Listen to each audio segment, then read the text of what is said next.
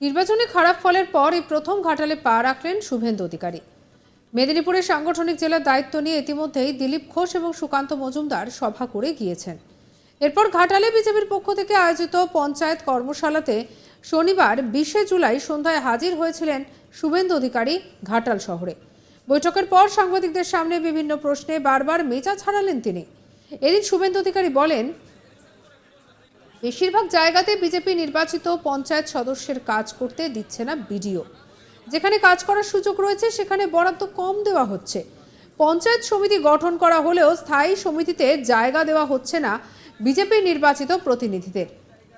আমরা এটা নিয়ে শীঘ্রই আন্দোলন শুরু করেছি ঘাটালে। তবে তিনি জানালেন, 21 থেকে 26 জুলাই পর্যন্ত গণতন্ত্র হত্যা দিবস পালন হবে। সেই সঙ্গে আমি যেহেতু ভারতীয় হিন্দু, তাই 21 জুলাই ফেরহাদ হাকিমের কুশপুতুল দাহ হবে বিভিন্ন জায়গায়। কি বলছেন শুভেন্দু, শুনবো। ভারতীয় জনতা পার্টির পঞ্চায়েত মেম্বারদেরকে এই ব্লকের বিডিও কাজ করতে দিচ্ছে না। বিরোধী দলনেতা যারা আছে 8টা গ্রাম পঞ্চায়েতে, তাদের স্বীকৃতি দেওয়া হয়নি। পঞ্চায়েত সমিতি 1 বছরের বেশি হলো গঠন হয়েছে। পঞ্চায়েত সমিতির বিরোধী দলনেতার স্বীকৃতি হলেও 9টা স্থায়ী সমিতিতে বিজেপির সদস্য রাখা হয়নি এবং 3টি গ্রাম পঞ্চায়েত যেখানে আমাদের আছে সেখানে ভারত সরকারের রাজ্য সরকার তো পুরো দেউলিয়া।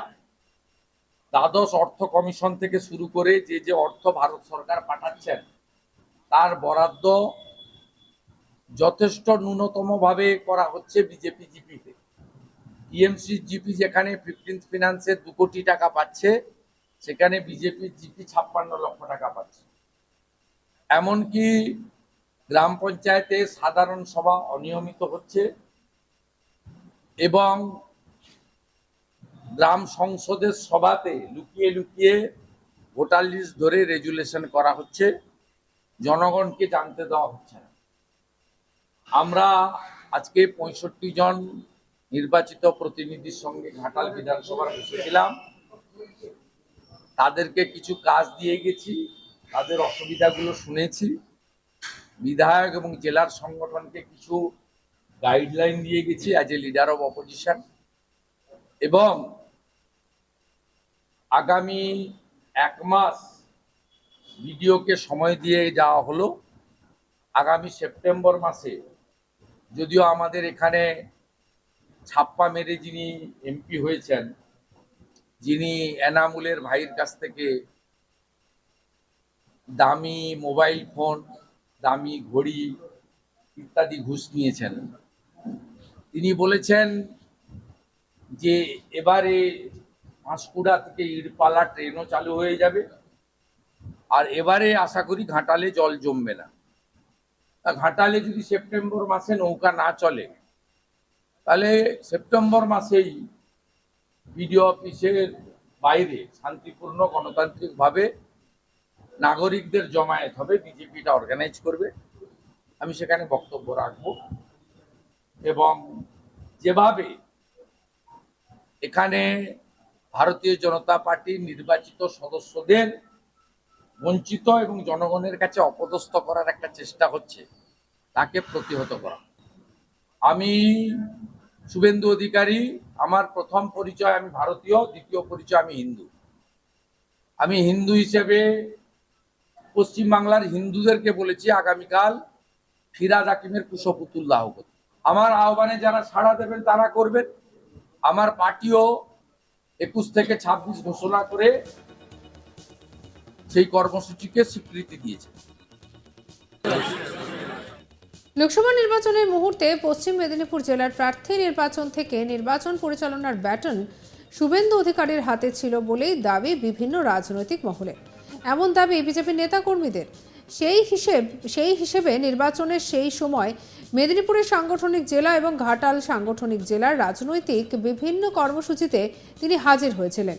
প্রার্থীদের মনোনয়নের হাঁটা থেকে সভা থেকে প্রচার করা সবেতেই দেখা গিয়েছিল শুভেন্দু অধিকারীকে।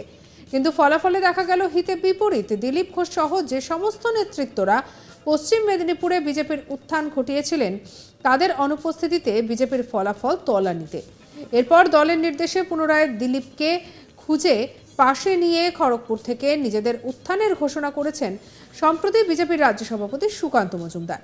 তারপর 20 জুলাই শনিবার সন্ধ্যায় ঘাটাল সাংগঠনিক জেলার বৈঠকে হাজির হলেন শুভেন্দু অধিকারী।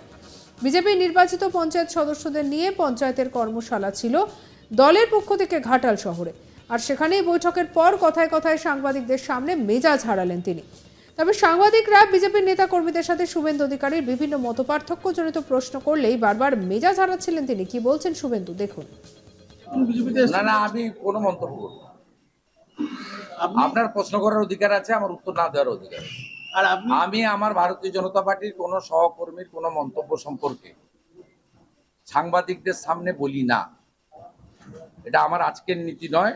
2020 সালের 19 ডিসেম্বর যেদিন আমি যোগ দিয়েছি সেদিন থেকে আজ পর্যন্ত আমার এই একই নীতি।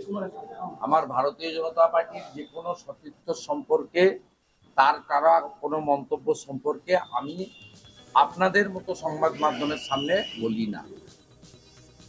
এ নিয়ে আমাদের কালিক শাহজাহান আলার একটি রিপোর্ট দেখাবো আপনাদের। গত 2 মাস আগেও পশ্চিম মেদিনীপুরের বিজেপির রাজনৈতিক ব্যাটন নিয়ন্ত্রিত হচ্ছিল শুভেন্দু অধিকারীর হাত ধরে।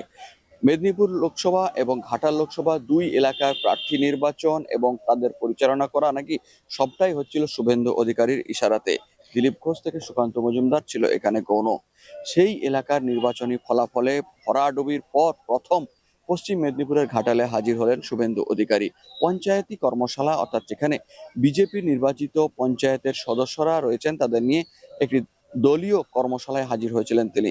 সেখানে ভেতরে ইনার বৈঠকের পর বাইরে বেরিয়ে সংবাদ মাধ্যমের সঙ্গে কথা বলার সময় দফায় দফায় মেজাজ হারালেন। পার্সোনাল অ্যাটাক করতে দেখা গেল বিভিন্ন প্রশ্নের উত্তরে। অনেকেই মনে করছেন শুভেন্দু অধিকারী পরিস্থিতির কারণে মাথার ঠিক নেই। তো উল্লেখ করা যায়, পশ্চিম মেদিনীপুরের ঘাটাল লোকসভা কেন্দ্রে এবং মেদিনীপুর লোকসভা কেন্দ্রে বিজেপির 2 প্রার্থীর জন্য যে লড়াই শুরু হয়েছিল, সেই লড়াইয়ে প্রথম থেকে শেষ পর্যন্ত ছিলেন এই শুভেন্দু অধিকারী। কিন্তু দেখা গেল নির্বাচনের পর এই 2 প্রার্থী অন্যান্য বারের তুলনায় অনেক বেশি পরিমাণে ভোটে হেরে গিয়েছেন। তারপরে সেই এলাকায় ভোটের কারণ নিয়ে বিজেপির মধ্যে পর্যালোচনা শুরু হয়েছে।